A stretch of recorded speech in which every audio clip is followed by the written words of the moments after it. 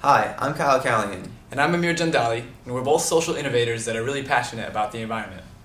And on a daily basis, we notice we have to reconcile our love for nature when we make decisions about food. And we're not the only ones noticing this paradox between our actions and our values. There's already a lot being done around organic foods and local foods, but we notice that there's not a lot being done around waste. So we took to the streets and went to Smorgasburg in Williamsburg, Brooklyn, to find out what people thought about sustainability and waste. We also took our own containers.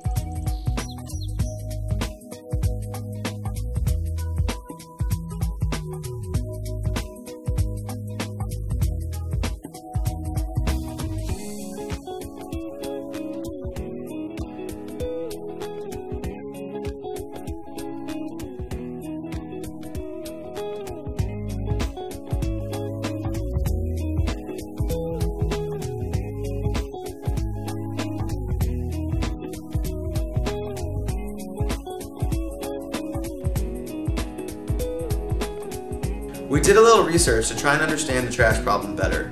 According to NYC Recycles, on average, every New Yorker produces 2 pounds of trash a day. That's enough to fill Yankee Stadium 3 times. 80% of this trash is single-use disposables, mostly food packaging such as cups, plates, and plastic silverware. We only recycle 17% of our waste stream in New York. Which led us to ask, what happens with all this trash? What are we not seeing here? It costs the city $7.2 million a day to remove all this trash. That's money that could be going towards improving our city. So we want to get to the bottom of this metaphorical trash bin and find a possible intervention that can reduce our waste. I was inspired by my high school classmate, Lauren Singer, who now runs a popular blog called Trash is for Tossers. She lives a zero-waste lifestyle and produced only a 16-ounce jar of trash in the last year. She did this by buying bulk, creating her own cosmetics, and always bringing her own container. And in high school, I was forced to carry around my own trash for a week. Seeing how quickly that trash piled up really stuck with me. And I never used to think twice about single-use plastic, like bottles or bags. But then I watched a documentary called Bag It, and I immediately felt responsible for the amount of plastic and waste I'm creating, especially because of how resource-intensive single-use plastics can be. There are 2 places we see a possible intervention. The first is at the restaurant level, where at places like Just Salad, you pay $1 for their container, and your incentive to bring it back is 2 free toppings. The second is a personal behavioral change, where using your own containers daily becomes second nature. Maybe we can find a way to adapt the zero-waste lifestyle to a variety of fast-paced urban personality types to interrupt the waste stream.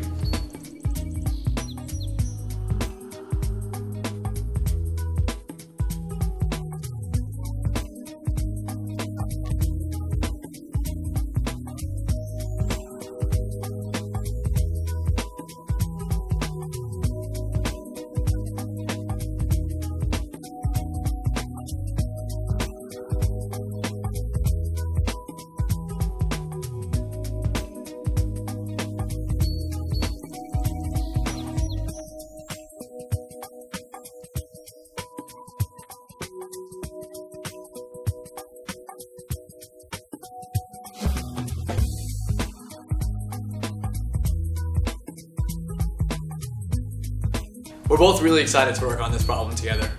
And with my environmental science and design background and Amer's people and strategy skills, we think we're an awesome team to tackle this problem. So for the next year, we're planning on identifying some early adopters that are willing to transition into a reusable lifestyle.